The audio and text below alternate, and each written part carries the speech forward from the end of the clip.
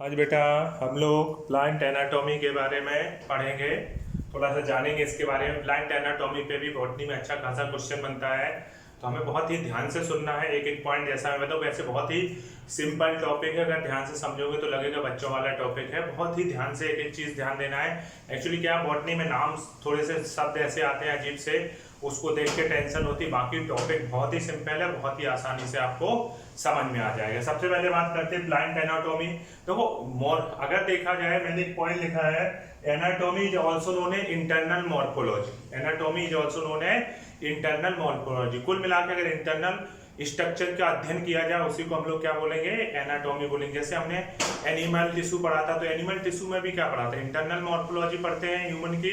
ऐसे ही यहाँ पे क्या है, प्लांट एनाटॉमी में क्या है, प्लांट को कट करके देखते हैं और उसके अंदर के बारे में पढ़ते हैं, कौन सा टिश्यू कैसा है, ये सारी बातें करते हैं एनाटॉमी में हम लोग। नेक्स्ट पॉइंट मैंने लिखा है, study of internal structure of plant body after cutting is called plant anatomy. अगर प्लांट को कट करके उसके इंटरनल स्ट्रक्चर का अध्ययन करते हैं, उसके बारे में देखते हैं, तो उसको प्लांट एनाटॉमी कहते हैं। उसके बाद मैंने एक नॉर्मल बात लिखी, जो बात आप बहुत बार जानते हो, बहुत बार सुने हो कि कोई सेल होता है, सेल से टिश्यू बनता है, टिश्यू से एक सिस्टम बनता है, उससे ऑर्गन, और इससे फिर कोई भी बॉडी तैयार होती है। वही चीज एनिमल पे अप्लाई होती है, वही चीज प्लांट पे अप्लाई होती है। बिल्कुल सेम बातें हैं, वैसी सेम चीजें भी चलेंगी।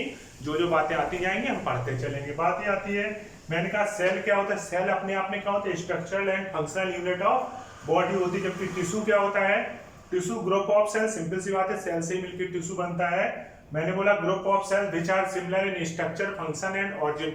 जो कि स्ट्रक्चर, फंक्शन और ऑरिजिन में सेम हो, उनको क्या बोलते हैं बेटा, टिश्यू बोलते हैं। एक बात और याद रखना, टर्म टिश्यू। प्लांट में एक साइंटिस्ट थे एनग्र्यू, एनग्र्यू ने टर्म टिश्यू दिया था, जबकि एनिमल के केस में वाइचैट एक साइंटिस्ट थे, वाइचैट, उन्होंने टर्म टिश्यू दिया था। ये दोनों नाम आपको याद करने पड़ेंगे। इसके बाद बात आता है, प्लांट टिश्यू में कौन कौन सा टिश्यू होता है। एक तो होता है मेरिस्टेमेटिक टिश्यू, एक होता है परमानेंट टिश्यू। देखो परमानेंट नाम से लग गया कि परमानेंट हो गया, मतलब कोई भी चीज निश्चित होगी। पर मेरिस्टेमेंट का मतलब ऐसे लगता है किसी भी चीज में डिवाइड हो रही है, वो कोई भी चीज डिवाइड होती है। जैसे आप मेहनत करते हो तभी आप आगे बढ़ते हो। आपने अगर सोच लिया कि हम तो होशियार हैं, हम कंप्लीट है, तब आप आगे ग्रोथ नहीं कर सकते हो। आप आगे सक्सेस की जो रेट है आपकी वहीं की वहीं रुक जाती है। आदमी आज इतना सक्सेस क्यों, क्योंकि वो सेटिस्फाई नहीं है। और ये भी एक जरूरी चीज है, कहीं ना कहीं आदमी की सीखने की जो क्षमता होती है वो उसको बहुत आगे ले जाती है। आज आप लोग स्टडी कर रहे हैं, एग्जाम दोगे, आप डॉक्टर बनोगे, डॉक्टर बनने के बाद भी फिर एमबीबीएस करोगे, फिर और पीजी की तैयारी करो, पीजी में सिलेक्ट, मतलब एक स्पेशलाइज, जहां आपने सोच लिया नहीं अब हम कुछ नहीं करना है, इतना ही सफिशिएंट, वहीं से आपका कैरियर रुक जाएगा। तो सीखने की ऐसे सेम चीज होती है, मेरिस्टेमेटिक और परमानेंट। तो मेरिस्टेमेटिक टिश्यू क्या बोलता है, आपका डिवाइड होना, मतलब कि ग्रोथ होने के बारे में था। परमानेंट क्या है, परमानेंट क्या, रुक गया, सिंपल सी बात है। यही बात आती है, जैसे मैंने पॉइंट लिखा, तो ये मेरिस्टेमेटिक और परमानेंट टिश्यू के बारे में भी हम पढ़ेंगे। एक पॉइंट मैंने लिखा, permanent tissue actually derive from meristematic tissue. Permanent tissue होता है वो मेरिस्टेमेटिक टिश्यू से ही। तो ये बहुत ही नॉर्मल से पॉइंट थे, पहले इनको लिख लो, फिर मैं आगे डिस्कस करता हूँ। लिख लो जल्दी से, 1 मिनट का टाइम देता हूँ आप लोगों को। ओके, अब जैसे बेटा मेरिस्टेम की बात कर ले, हम लोग पहले मेरिस्टेमेटिक टिश्यू पढ़ेंगे। तो मेरिस्टेमेटिक टिश्यू में एक शब्द आता है मेरिस्टम। मेरिस्टम से हमने आपको क्या बोला, मेरिस्टम नाम सुन के लगता है तो कुछ डिवाइड होने वाली चीजें है ना। तो मेरिस्टम में सबसे इंपॉर्टेंट पॉइंट, तो ये क्वेश्चन पूछा गया है पीएमटी में, टर्म मेरिस्टम किसने दिया, तो एक साइंटिस्ट थे नगेली। टर्म मेरिस्टम बेटा किसने दिया, नगेली। ये बात बहुत अच्छे से याद रखना। अब मेरिस्टम के बारे में एक पॉइंट लिया, character of cells of this tissue. इस सेल्स के, मतलब कि इस टिश्यू की सेल्स का क्या नेचर होता है, तो मैंने कहा मेटाबॉलिकली एक्टिव होती है। सेल्स कैसी होती है, सिंपल सी बात है, मेरिस्टेमेटिक टिश्यू मेटाबॉलिक तो एक्टिव होगा, क्योंकि वो डिवाइड होने की क्षमता है, तो एक्टिव तो होगा ही 100%। दूसरी बात लिखी, continuous divide through out life. पूरी लाइफ ये डिवाइड होते रहते हैं, प्लांट में ग्रोथ तो चलती ही रहती है, तो ये कॉन्टिन्यूसली डिवाइड होते हैं। फिर मैंने कहा not mature and not differentiation for any function. ये इनको मैच्योर नहीं मान सकते। क्यों नहीं मान सकते, क्योंकि इनमें लगातार डिवीजन चलता रहता है, चीजें आगे बढ़ती रहती हैं, इसलिए कह सकते हैं कि किसी प्रॉपर फंक्शन पे जाके रुकते नहीं है, काम इनका चल। Not mature and not difference. हाँ, मेरिस्टम के लिए ये भी नहीं कहेंगे कि किसी पर्टिकुलर फंक्शन के लिए ही बने हैं, सिंपल सी बात है, ये तो मेंटेन कर रहे हैं पूरा सिस्टम को। उसके बाद मैंने कहा आइसोडायमेट्रिक। यहाँ की जो सेल्स होती हैं, मैंने ब्रैकेट में लिखा आइसोडायमेट्रिक का मतलब क्या होता है, सेल्स आर सेम एंड, जितनी भी सेल्स हैं सभी देखने में कैसी होती हैं, लगभग समान नजर आती है और स्फेरिकल होती है। शेप कैसी नजर आती है, स्फेरिकल होती है, और लगभग साइज कैसी होती है, समान नजर आती है। सेल्स स्फेरिकल होती हैं और जहां एक सेल जैसे एक सेल दूसरे से कनेक्ट हो रही तो वहां पे देखिए बहुत ही पतली सेलुलोज की दीवार होती है। उसके बाद है साइटोप्लाज्म डेंस होता है, इसमें स्टोरेज मटेरियल कोई नहीं होता, स्टोरेज नहीं हो, वैक्यूल इसमें एब्सेंट होती है, तो स्टोरेज होने का चांस वैक्यूल या तो एब्सेंट होती है ना के बराबर मानी गई है। सेल्स कंप्लीटली अरेंज होती हैं और टोटीपोटेंट इन नेचर, क्योंकि सेल्स के अंदर प्रॉपर्टी जैसे टोटीपोटेंट सेल का क्या मतलब होता है, एक सेल बहुत सारी चीजें डेवलप कर दे उसको टोटीपोटेंट सेल कहते हैं। ऐसे यहाँ पे इस सेल की प्रॉपर्टी होती है कि बाकी सेल्स या बाकी चीजों को बनाने में हेल्प करते हैं। तो वही पॉइंट मैं बार बार रिपीट करूं, अभी तक जो चीजें बोली मैंने बहुत इंपॉर्टेंट नहीं थी, पर अब जो चीजें आने वाली वो इंपॉर्टेंट आने वाली हैं। इतना लिख लो, अब आगे हम लोग पढ़ते हैं उसके आगे, पहले इतना लिख लो, ठीक है। अब अगर हम लोग देखते हैं मेरिस्टम के बारे में, तो मेरिस्टम को अगर हम लोग देखते हैं तो meristem depend on the time of development की बेस पे आखिरकार मेरिस्टम, जैसे मेरिस्टम का मतलब ग्रोथ आपको समझ में आ गया था, तो ये किस तरीके से होती है मेरिस्टम।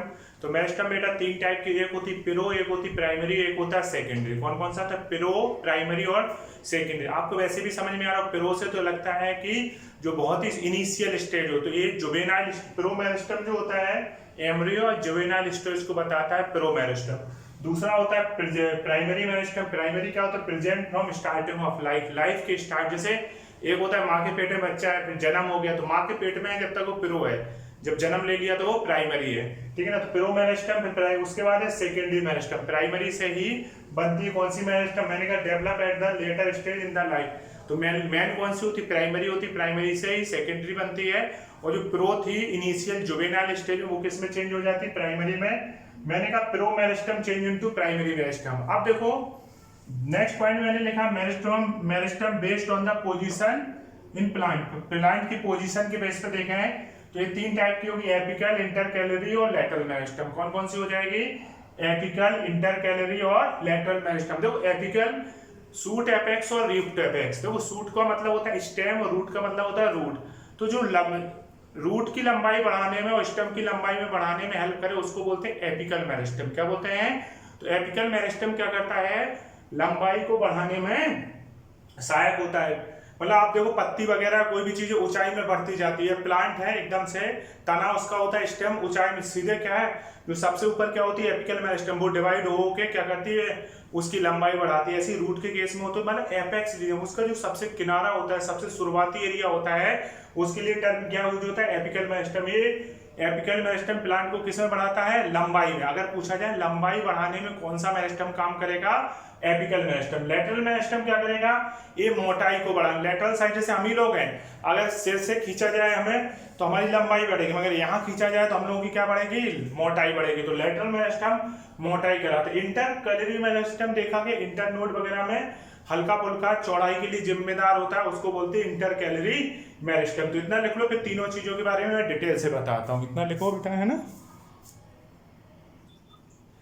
अब बेटा अगर हम लोग देखते हैं एपिकल मेरिस्टम क्या कहा था आपने, एपिकल मेरिस्टम में मैंने लिखा है dicot and monocot both. Dicot और मोनोकॉट दोनों में होता है, मैंने लिखा found at the root apex and shoot apex and responsible for the growth of shoot and root in length. मतलब ये रूट की भी एपेक्स में होगा, शूट की भी एपेक्स में होगी, और ये लंबाई के लिए हेल्प करती है। दूसरा इंटरकैलरी केवल मोनोकॉट या हर्बेसियस, डाइकॉट मेनली किस में वर्क करती है, मोनोकॉट प्लांट के लिए वर्क करती है। इंटरकैलरी मेरिस्टम में मैंने लिखा actually this is a remaining part of apical meristem. अभी जो मैंने फिगर बनाया था उससे समझना आप लोग। तो मैंने कहा actually this is a remaining part of apical meristem.